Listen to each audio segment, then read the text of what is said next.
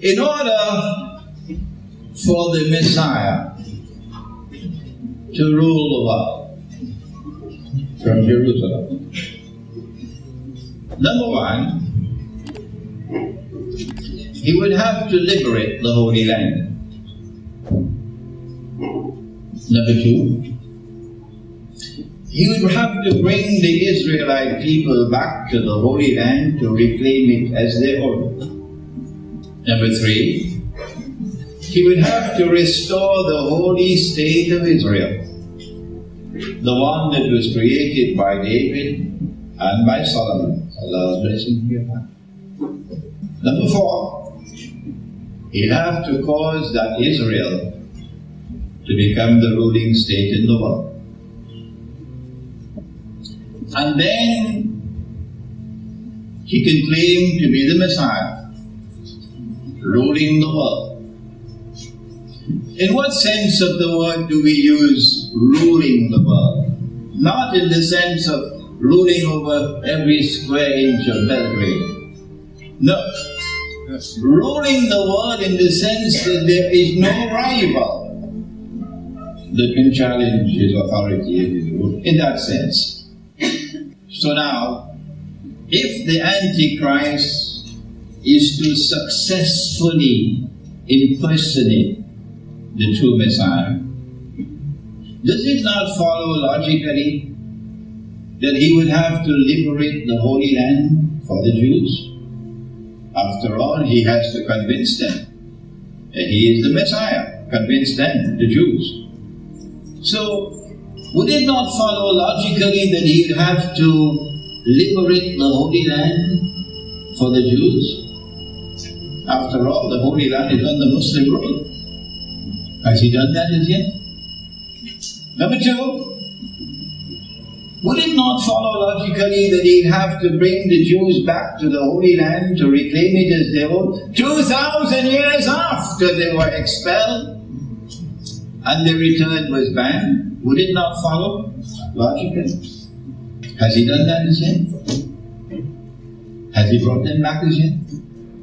Number three, would it not follow logically that the Antichrist would have to restore a state of Israel in the Holy Land and convince the Jews that this is Holy Israel, when it would be an impostor? Has he done that as yet? I want to tickle your intellect. I want to get you to think. Would it not follow logically, if he is to successfully impersonate the Messiah, then he'd have to cause that state of Israel to become the ruling state in the world? Has that happened as yet? Or is it around the corner?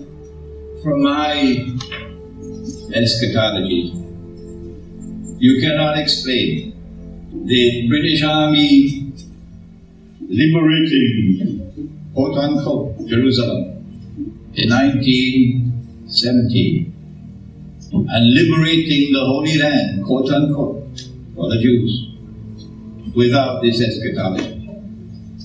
You cannot explain the return of the Jews from everywhere. Sometimes they came on their own, but most times they were pushed. Come back to the Holy Land. 2,000 years after they were expelled. You cannot explain that. You can use all your tools of political analysis. You cannot do it. We say it is eschatology that explains it.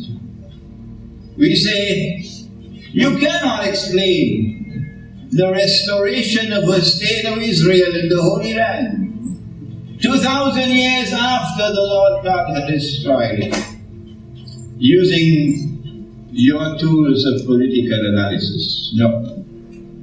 We say it is eschatology that explains the restoration of a state of Israel in the Holy Land. And so we are understanding history. We are connecting the dots of history. And as a consequence of that, we can anticipate history. They can't do it in their political science departments. No. But we can anticipate what is to come, because we are connecting the dots of history. That's eschatology. So what is it to come? Our eschatology tells us that the Antichrist was released into the world in the lifetime of the last prophet.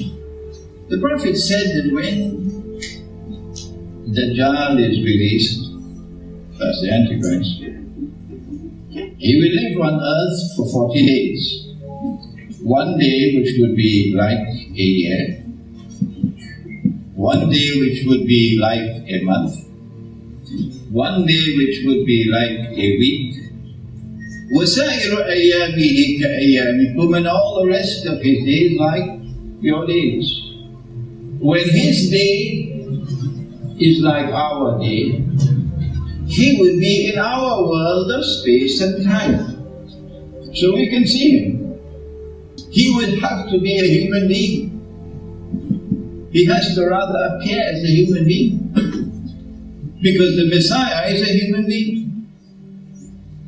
He has to be more than that. He has to be a Jew. Otherwise, no Jew will accept him as the Messiah. More than that, we have to know his family background, his antecedents. We have to know who was his father and his mother and his grandfather and his grandmother, because the Messiah must come from the house of David. That is when he is in our world of space and time. We should not be long from now. But prior to that, he would not be in our world of space and time, although he is here. And so when the Antichrist is released, he is here, but you can't see him. And he passes through three stages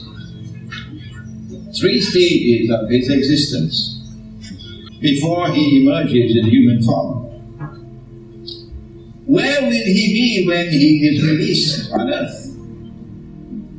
Our sources in Islam tell us it's going to be an island about 1 month's journey by sea from the Arab world.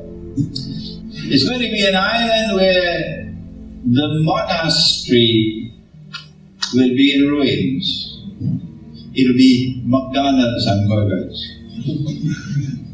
Indeed, an atheist, essentially atheist way of life. In that island, is it Singapore? No, it's Britain. From this island, he commences his effort to rule the world from Jerusalem. So now connect the dots of history.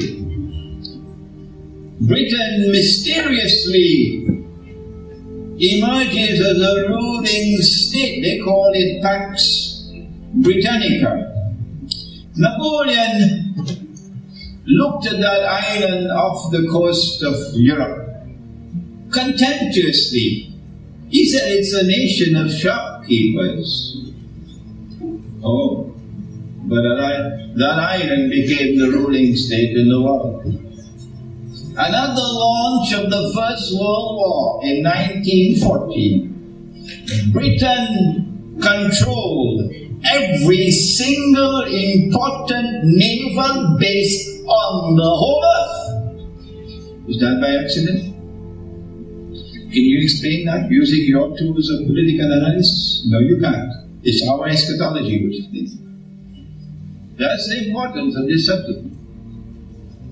Britain it was which issued the Balfour Declaration. That it was His Majesty's intention to establish a Jewish national home in the Holy Land. The commentary that came afterwards of us was that these are a people without a home, and all that we are doing is to try to provide them with a home. That was a monstrous lie. They didn't create Israel so that a Jewish diaspora would have a place to live. No, that was a lie. They created Israel to rule the world.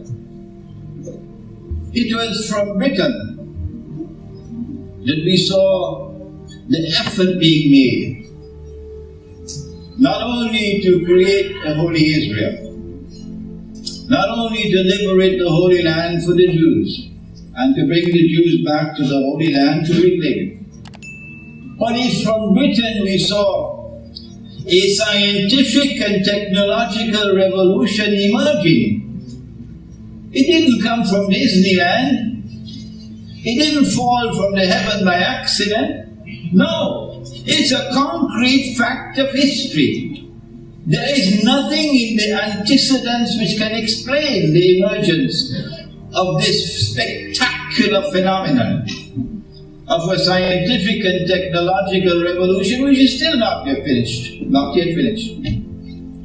which was unlike anything that history had ever seen. What is the explanation?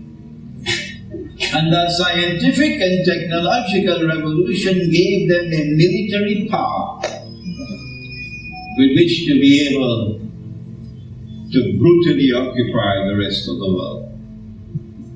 And they used their power to oppress. It came from Britain. Our eschatology locates Gog and Magog there.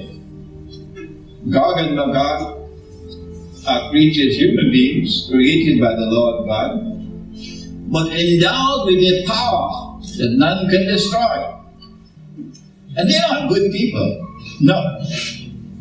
They are a people who corrupt every single thing that they touch. And they corrupt it in such a way as to destroy it. From Britain came not only the scientific and technological revolution, from Britain came the monetary system of bogus and fraudulent money, with the creation of the Bank of England. But I don't have the time to take you down that road today. But Pax Britannica did not come to remain forever. And one day, a mysterious transition took place. They went across the sea to create a new world out there. And they committed genocide. When they exterminated the American Indian people like cockroaches. Why? They're not human beings. We are the chosen of the Lord Most High. We are the elite. These are less than human. We have to civilize the world. How many were they who went to the New World, who protested against the killing and the slaughter of the American Indians? No one. Very few. And so they were collectively guilty. And that was genocide. They went across the sea to build a new heaven, a shining star in the world. My gosh, it looks as though the sun was rising from the west. And Pax Americana came into being. And the United States now takes over the sky as Britain took the sea. And once they had control of the sky, they were on their way to controlling the world. Because suddenly a ship is no longer used to travel. No, now a ship is called a cruise ship. And so all of mankind except the periphery is traveling with a flying donkey. And once you fly with the flying donkey, it's much easier now to monitor movement and monitor people. And then comes the camera at immigration and the fingerprints and whatever and whatever and whatever. It's like though the whole world has become a police state now. This is Pax Americana, control of the sky. In the same way that on the eve of the First World War, Britain controlled every single strategically important naval state in the whole world, so too today, United States of America has so many bases around the world. I lost count of them. The United States of America maintains a mysterious relationship with Israel, which cannot be explained by normal tools of political analysis. No, endless vetoes in the Security Council, so that Israel can continue to grow and grow and grow and grow. Transfer of nuclear technology, transfer of resources, of wealth. And the US dollar becomes, of course, the international currency. And Bretton Woods comes along to give the US dollar that supreme importance, but we don't have the time to take you down that road today. And the United States is not only the wealthiest country in the world, but also the most powerful in the world. And if you don't toe the line, we can destroy you. And now we are located at that moment in time. From our eschatological perspective, that we can anticipate what they cannot. That Pax Americana is now in irreversible decline. That the US dollar is now in irreversible decline. How can we speak like this? Is it an angel talking to us? Is it revelation that's coming? No, it's not. It is political analysis based on eschatology. That is what it is. But in the same way that Pax Americana replaced Pax Britannica, so too there must be a replacement for Pax Americana, because it's 3 stages. Stage 1, stage 2, stage 3, and then the Antichrist appears in human form. So who is it going to be to replace the United States? Is it China? No.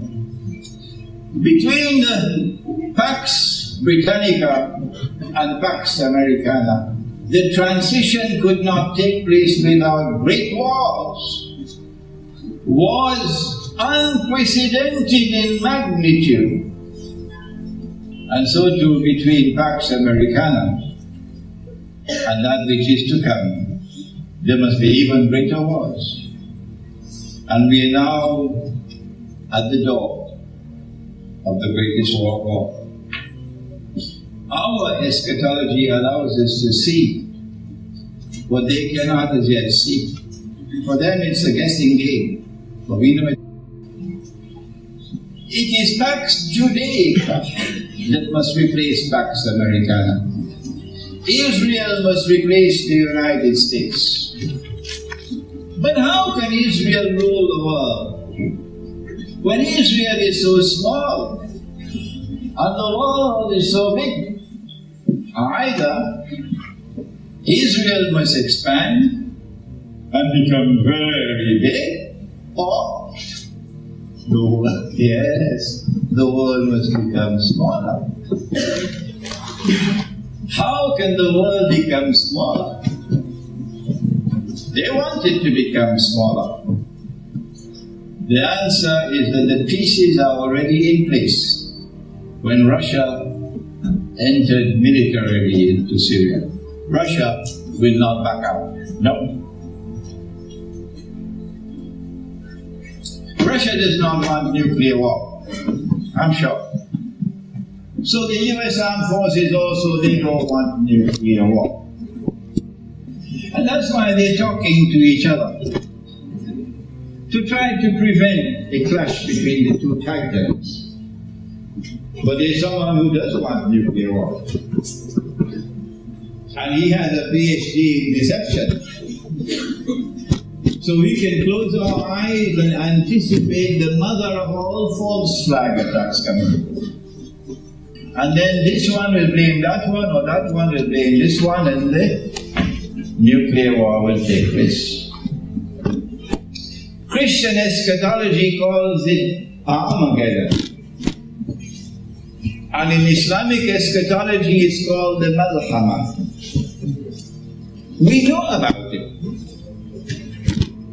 And we know that most of mankind will perish, but mostly in North America and Europe. What is left of the world after that would be manageable for Israel.